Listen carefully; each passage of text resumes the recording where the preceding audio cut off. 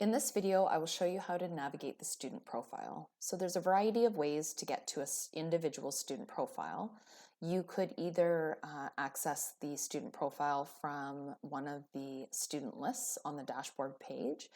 You can click on the name if you're in a class profile, or you can simply search the student. So I'm just going to use the search box and navigate to a student profile. When you land on the student profile, you'll notice that there are two different areas. So there's an area in the middle with a variety of top tabs, as well as there's an area on the right-hand side, and I'll review both of those areas now. The first area is the dashboard for an individual student. So every single graph just displays student information about this one individual student. Again, similar to the dashboard, you can use the hamburger menu and other menus to adjust the information displayed. Again, there's also a setting. If you want to adjust the entire student profile, you can click on settings, and there's a variety of settings that you can adjust for the student profile as well. The next tab is called Tabular, and this is where all the tables of different student information reside. So the first one, because I'm in an elementary student's profile, is all of the historic elementary achievement data for this individual student. You'll notice that the most recent year does have a color coding. If you see any instances where the item is color-coded gray, that means that there's been no significant change compared to their previous assessment. If the item is color-coded green, that means that they've improved, or if it's red, that means they've declined. The next area within the tabular section is accessing all of the elementary learning skills for each year and for each term. If your school board loads additional assessments, all of the assessments will be available in this other assessments area. The attendance tab allows you to look at year-by-year trends and patterns of attendance across various months, including absences and lates. For a more detailed view of the absence, you can click on the number in your interface and it will reveal all of the details about those absences. You can also look at the enrollment of the student. So what school did they attend? If they're a new student to your school, it's great to be able to know where they came from. The EQAO tab includes their EQAO achievement results. And if you or your school is using student groups, it will also indicate the student groups that they're a part of.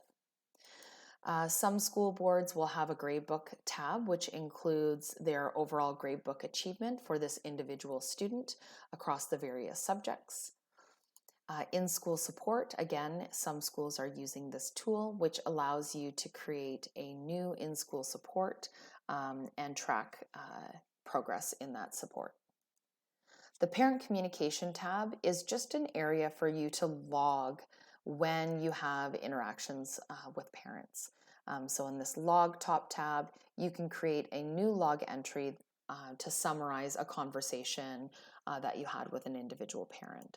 So when you click on the new log, you can simply add the content and click save. If you are using the parent portal, you can also directly send messages to that parent as well. Lastly is the interventions area, and for some schools and school boards, they are using this tool where you can add explicit, for example, Tier 3 reading interventions in the student profile, and you can just simply add the intervention here, or alternatively, and you can access the additional video about interventions. You can also enter the intervention under student monitoring in the interventions area.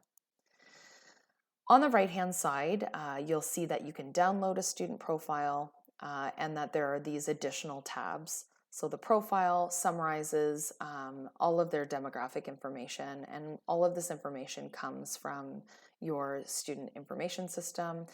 There are some indicators that might be from within the portal, for example, if you're using the at-risk or risk level features. If the student images are also uploaded, you'll see a picture of the student here. Contact tab shows you all of the contact information for the student, including all of the contacts and whether they have access to the student and or access to records and other details about each guardian. So that's a great handy area to have access to when making phone calls. The notes section allows you to store different types of notes for different types of purposes. There will be an additional video about the notes, but simply you can click on the note and create private or public notes and store them in this area here. There's other areas like success plan, access to forms if your school boards are using it, and a quick way to navigate to the next student within your portal. Hopefully this video helps you navigate the student profile to get access to the information that you need.